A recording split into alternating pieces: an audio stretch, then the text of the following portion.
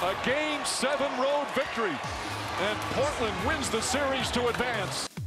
All smiles, Dame Lillard headed to the Western Conference Finals the first time in his career. The Portland Trail Blazers getting over that hump, advancing to the third leg of the NBA playoffs. It's the first time for Portland in nearly 2 decades. Hello and welcome into this Monday edition of Oregon Sports Report. I'm Brandon Kammerman, bringing you 30 minutes of sports coverage. If you were hiding under a rock yesterday and you didn't hear about what the Blazers accomplished in Denver, would you believe this Game 7 story? Damian Lillard only hits 3 field goals the entire game. The team shoots 4 of 26 from three-point range, and Portland still overcomes a 17-point deficit on the road in the toughest place to play in the NBA, advancing to the Western Conference Final. I know, it's pretty bizarre. That's all been the story this season with this team. They just keep fighting. The Blazers came out flat in the first half. It looked like it would be a similar story to how Game 5 went in Denver, where the Nuggets blew out the Portland Trail Blazers by 26. Wouldn't go down like that, though. Not in Game 7, not according to Portland's sharpshooter, C.J. McCollum. The Ohio native had 37 points. He also hit a crucial shot with under 15 seconds to go in the game. That put the Blazers up 3. Today, Portland arrived in Oakland, California, getting ready for Game 1 of the Western Conference Finals tomorrow against, yes, the 2-time defending champ, Golden State Warriors. There's always been people just saying what we couldn't do, what we weren't capable of, and as a backcourt, myself and CJ, our team, it's always been, a cap put on what we could do. And, it just felt like after each season, a lot of people thought they were right because we would come up short in the playoffs and got swept back-to-back seasons. And we just kept believing. We just got to be locked in, understanding that they're going to go on runs, they're going to make threes, the crowd will be into it, but you just got to stay locked in. It was a little reassuring that we split with them this year, but it's they're good, and we're going to have to be on our game to get a win here. And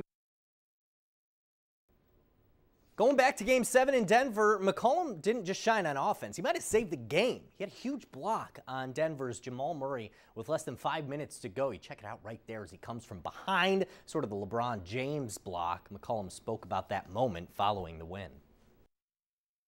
Seth did a good job of kind of undercutting, like cutting off his lane, making him have to go, over his head, and he put it right there for me. I just went and got it. Bron style. Shout out to my guy, Bron, from the 3-3L. It was a mini version of Bron block on Iggy some years ago. Definitely didn't get up as high, but it was a cool play and something that, we'll remember forever. I might get a picture of that one.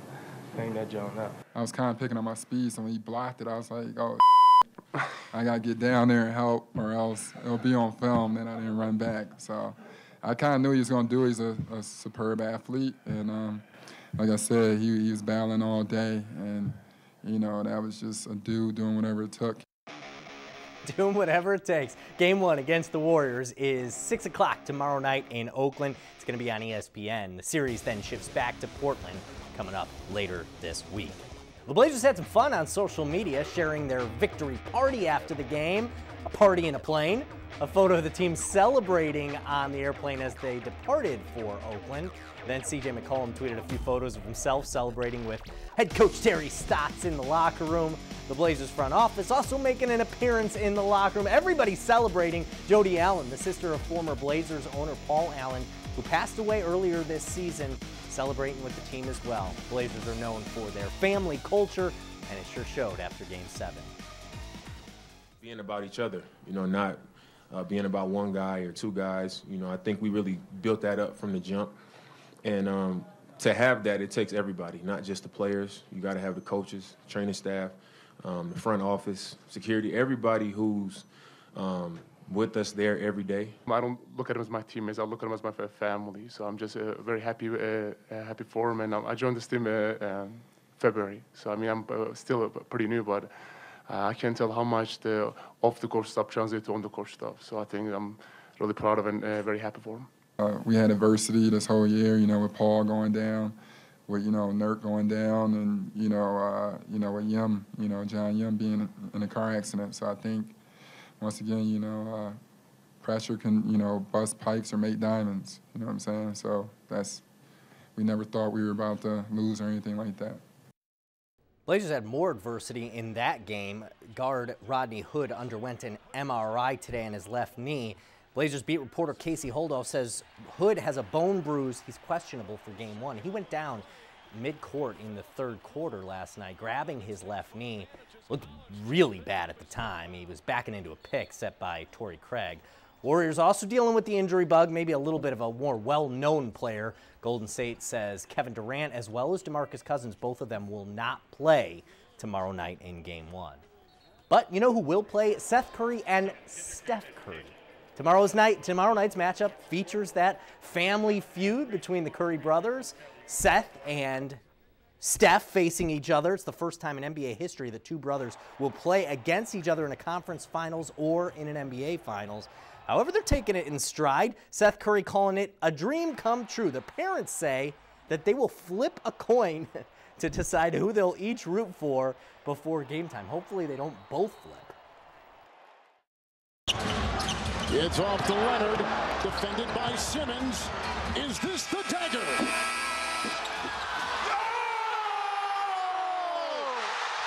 If you get a chance, check out the Korean call of this. Just Google it. It's pretty awesome. The Raptors back in the conference finals after Kawhi Leonard hit that ridiculous bouncing shot that everybody had to wait to eventually fall in at the buzzer. Leonard becomes the first player to ever hit a buzzer beater in a Game 7. Can you believe that? Kawhi's known for his humble attitude on the court, but when you hit that kind of shot, the emotions come out. I'm a guy that acts like I've been there before, so probably the last time you probably see me scream is like when we won. So whenever it's like a moment where I haven't really experienced, I probably try to give some emotion, show some emotion, and let it just come out. So, you know, tonight was one of those nights. I've never been in that situation before. It's like it was going in the whole time to me. I thought it was. Just, again, I thought it was, obviously it's a nice lucky bounce, right? But I thought we were very unlucky for a lot of that game, so it came back to us a little bit. He hit a tough one. You tip your hat to that, man. He's an incredible player. We know it. Y'all know it. Ain't too much more you can say about it. The Raptors take on the Milwaukee Bucks in the Eastern Conference Finals. Game 1 of that series will be held on Wednesday in Milwaukee. Let's keep it on the hardwood. Today, Ducks forward Kenny Wooten showing off his vertical in front of scouts at the NBA G League Elite Camp, basically the G League Combine. Wooten reached 150.5 inches at the max jump. That's really, really good. The sophomore has until May 29th to decide if he'll return to Oregon or will remain in the NBA draft. Switching over to women's basketball, Ducks head coach Kelly Graves picking up a commitment from Maddie Scher, the reigning Kentucky girls basketball Gatorade Player of the Year. Scher is a 5'11" guard from Florence, Kentucky, and she chose the Ducks over UCLA, Louisville, North Carolina, and Duke. She's Oregon's 4th verbal commitment in the 2020 class. She's the 3rd top 25 overall commitment, ranked 25 in the class. Out in the desert for the Pac-12 Track and Field Championships, the Oregon men are bringing home the hardware for the 13th straight season. They finished with 173 points as a team. That's 33 points higher than second place UCLA. The Ducks also had 8 first-place finishes for the men, including Tristan James in the long jump, Eric Edwards Jr. in the 110-meter, Orwin Emilian in the 400 meters, and Cravon Gillespie in the 100 and 200. As for the women, they were second place again for the second straight year. They go second behind USC. Risa Foster was the long jump champ, while Jessica Hull defended her title in the 1500 meters, breaking a facility record along the way. First round of the NCAA men's regional golf in Myrtle Beach. It's in the books. Oregon's tied for 7th, only one back of 5th place at 1 over. The Beavers are 8 over, tied for 10th. The top 5 teams at the end of the regional advance to the NCAA championships. Well, some sad news on the gridiron tonight. Former Oregon defensive coordinator Gunther Cunningham passed away after a brief illness. He was 72 years old. Cunningham earned a scholarship to play linebacker at Oregon, eventually went on to coach the Ducks. Cunningham also worked with multiple teams in the NFL, including head coach of the Kansas City Chiefs, Oakland Raiders, and he was a longtime assistant with the Detroit Lions. And here on Oregon Sports Report, we want to remind you to try to exercise every single day. Here we have a couple youngsters competing in the Kids Sports Soccer League. This gives all kids an opportunity to keep playing and keep staying active. They have fun. You would have fun, so get out and play, people. And next on Oregon Sports Report, we'll hit the diamond for some Civil War baseball action. Plus, the Oregon State softball team is not dancing this year. Why the future is still bright in Corvallis.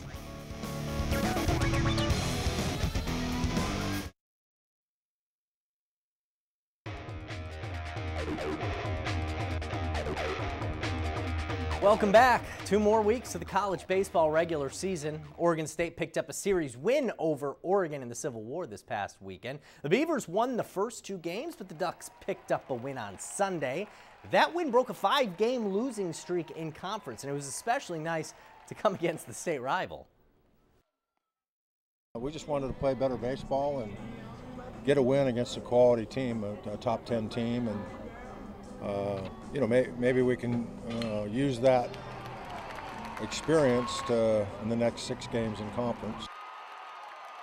For the Ducks, that starts on the road at USC this weekend. The Beavers are at Stanford. Both teams have midweek games. Stanford and Oregon State tied with UCLA for first place in the Pac-12. The Oregon State softball team was snubbed. Yes, I said it, they were snubbed. Left out of the NCAA tournament for the first time in 4 years, despite, get this, finishing with their best record since 2013.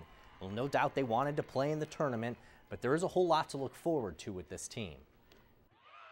We got a lot of young kids, a lot of young players, especially in the infield, and they've got to take this season, this year, and learn from it. Learn from the mistakes. Learn from the youth and the things that the youth has caused.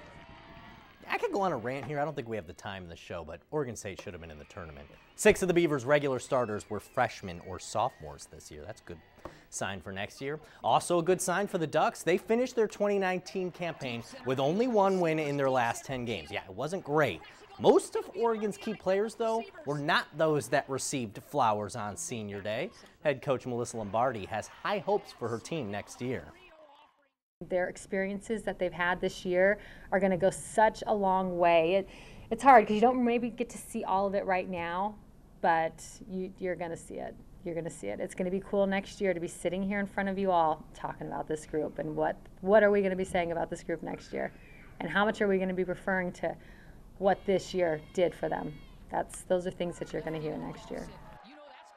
Lombardi did admit the team will look for transfers into the program, hopefully not so many transfers out of the program. She'll look for that in the offseason.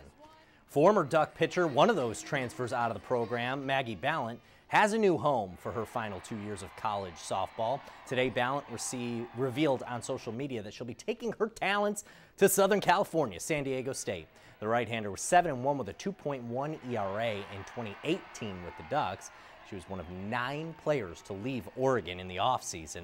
Former Ducks Alexis Mack and Mia Camuso still haven't announced where they will be transferring. Well, time to check in on some pro Ducks. Former Oregon pitcher Cole Irvin, he made his major league debut yesterday in front of his mom on Mother's Day. That's sweet. And he was pretty sweet on the mound. Started the game, went 7 innings, allowing only 1 run. He struck out 5, and he picked up a win in his debut. Best part, his mom got to watch the whole thing proudly from the stands. He's going to get another shot with the Phillies later this week. Well, former Beaver Matt Boyd was on the bump tonight for the Detroit Tigers, taking on one of the best teams in the majors, maybe the best, the Houston Astros. Boyd's looked strong early on in the season, a 4-2 record. Looks like he's turned a page in his career, but a little bit of a struggle in this one. Aledmus Diaz goes deep to left and gone. A solo home run off Boyd puts the Astros up 1-0, and then more trouble. Robinson Chirinos going the other way. That's a 2-run shot. He went 4 innings, gave up 3 runs. Not terrible against a really good Astros team. But in the 7th, the Astros bats just stayed hot. Didn't matter who was on the mound. That's Jake Marisnick with a 2-run homer. In the 9th, it's 6-1. Alex Bregman, maybe one of the hottest hitters in baseball, just gets it over the fence. Man, should have had that in left field. I think that's Kristen Stewart, but the Astros win big, 8-1. After a dreadful road trip, the Seattle Mariners back home to open a 2-game series with division rival, the Oakland Athletics. Bottom of the 1st, Mariners outfielder Mitch Haniger at the dish. He wastes no time getting his team on the board. Crushes it. Mike Fiers had a no-hitter his last time out. First batter he faces hits a home run. It's 1-0 Mariners. Top of the 6th, tied at 1. It's Chris Davis. He didn't have a home run in his last 20 games. He broke that streak right there. And then in the 7th, Yusei Kikuchi, another home run. This time it's Matt Olson just back from the injured list. And then more trouble as the A's just keep crushing it out of the park. That's Chris Davis again, his second home run of the night. Still in the 8th, 2 runners on for the Mariners. Whoa, Daniel Vogelbach, deep to center, gone, tied.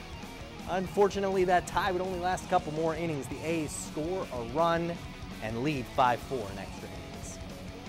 On the gridiron, the Seattle Seahawks have Russell Wilson and Paxton Lynch as their only quarterbacks on the roster. But they're looking to add another, especially since no one stood out at the QB position during rookie minicamp last week.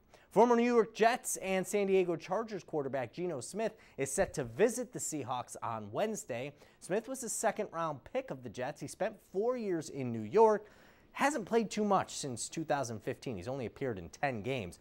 If he signs with the Seahawks, Seattle would be Smith's 4th team in 4 seasons.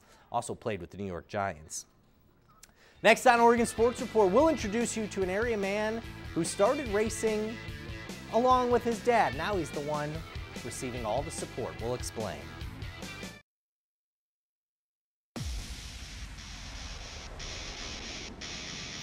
Welcome back. Nearly every Saturday over the summer, Tyler Thompson is joined by his family at the Cottage Grove Speedway. It started with his dad. Now his family is there to support him. I found out how Tyler took a family tradition to a whole nother level. At 17 years old, Tyler Thompson is racing to the top of the local Sprint Cup scene. The second year, we got a lot better, and we ended up with 6 wins that year, which is quite a bit around here for winning. Most people usually get 1, 2, maybe 3, but we got 6 our second year. Tyler's second year in Sprint Cup racing was 2017. Now he's in his 4th year and ready to take off. Never would have thought this. I would have never. He's done a great job. Most people don't realize how hard he works to get where he's at. That's because a lot of the work happens 45 miles away from the track. We got cars stuck in the back here. At Tyler's shop in Harrisburg. I would say I'm out here every night for sure. I mean, it just depends on the hours with homework and everything going on, but usually a couple hours a night, and on the weekends, the only place I'm at is in the shop, and I spend so many hours out here, it's really incredible. At 13, he learned he was actually posting stuff and selling, and what the deal was for him was if he could sell those cars, he got some parts left over to build a sprint car. And now he's up to 3 sprint cars and essentially his own business. Almost every week you got to buy tires, fuel, sometimes oil, and that's a couple $100 a week. And I mean, I don't have a regular job or nothing, so all of this either comes from sponsors or making money off buying and selling parts. My wife will get up in the middle of the night and say, "Your son's not in the house." And I'm like, "Babe, he's in the shop. You know, it could be worse places." But on the weekends, he's on the track. The same track his father raced. I started back in 1988. I started racing, and I raced up until about 2009. It goes back even further than that. Jeff's grandpa, Tyler's great-grandpa, also raced. A true family passion. My mom, dad, sister, they're there every weekend. My grandma, grandpa, both sides are there. There's so much family there. They've been there since the beginning. The first race, couple races, he was so slow. I actually said, "Tyler, you got to push on the gas pedal." My wife said, "You got to leave him alone. He's trying really hard. He thinks he's going fast." I said, "Babe, I think he's pushing on the brake more than he is on the gas." But you know, about the end of the summer, he won his first race, and after that, it was like the light bulb clicked. And it was after that, he's had so much success. He's been way better driver than I ever was. And at 17, he's a pretty good businessman too. My goal always was to have more than one car. And I knew I would get there like someday, but I figured I'd have to get a real job and make some money and then stretch to get it, not when I'm 17, still in high school and have all of it sitting there. It's right there for the teenage speedster. This is all his doing. I mean, he works his butt off. And he's just getting started. Tyler won a race in Washington this past weekend. He will continue to compete at Cottage Grove Speedway throughout the season. Let's move it to the ice. Western Conference Finals. San Jose Sharks already winners in Game 1, looking to take Game 2, and on the power play, Sharks cut the deficit to 1 on a shorthanded goal. Blues up 2-1. Almost 2 minutes later, Blues turn the puck over. Logan Couture on the breakaway. He scores. It's his second goal of the game, and the Blues lead is gone. Later in the second, still tied at 2. Nice passing, Robert Bertuzzo, the backhanded goal. Blues regain the lead, 3-2. On to the third, Sharks down that goal. 4-on-2 breakaway, Alexander Steen to Oscar Sundqvist for essentially the clinching goal. Blues take Game 2 on the road, evening up the series. And next on OSRs are top plays from the weekend, plus Russell Wilson throwing a touchdown on Mother's Day.